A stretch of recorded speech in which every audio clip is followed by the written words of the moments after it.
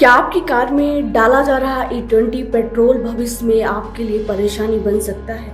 अगर E20 petrol भरवाने के बाद आपकी गाड़ी में खराबी आ जाए तो आखिर जिम्मेदार कौन होगा?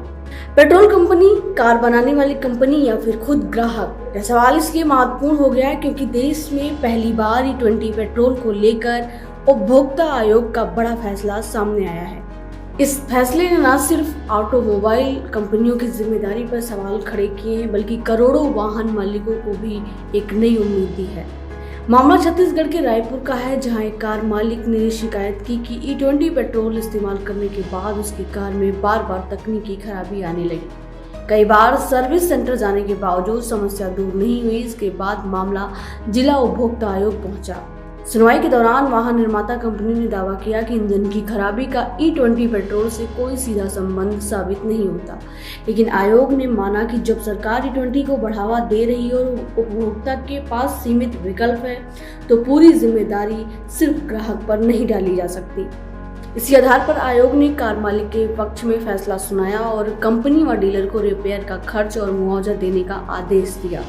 यह E20 से जुड़े मामलों में देश का पहला बड़ा उपभोक्ता आयोग का फैसला माना जा रहा है।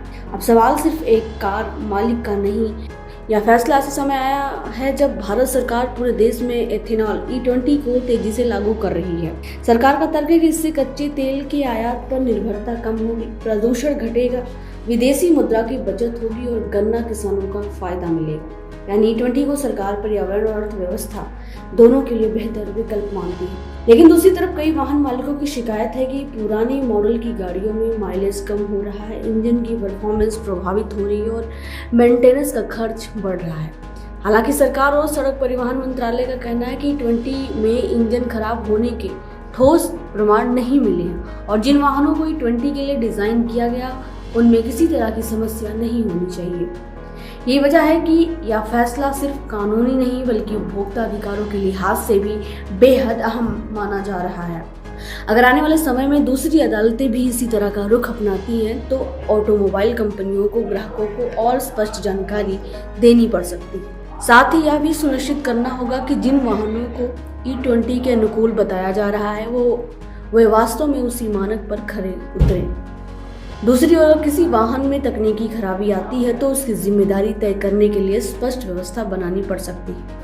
अब सबसे बड़ा सवाल यह है कि जब धीरे धीरे पूरी तरह E20 ईंधन की ओर बढ़ रहा है तो क्या हर वाहन मालिक को यह जानकारी है कि उसकी गाड़ी E20 के लिए उपयुक्त है या नहीं?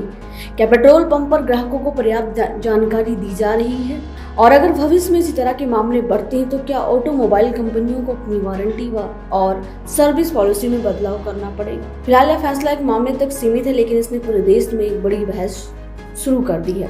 आने वाले दिनों में यह देखना दिलचस्प होगा कि क्या यह फैसला एक नई कानूनी मिसाल बनता है या फिर ऊपरी अदालतों में इसकी अलग व्याख्या सामने आती है। फिलहाल इतना तय है कि E20 पेट्रोल पर शुरू हुई यह बहस अब सिर्फ पर्यावरण ईंधन नीति तक सीमित नहीं रही बल्कि वो उपभोक्ताओं के अधिकार और कंपनियों की जवाबदेही का बड़ा मुद्दा बन चुकी है।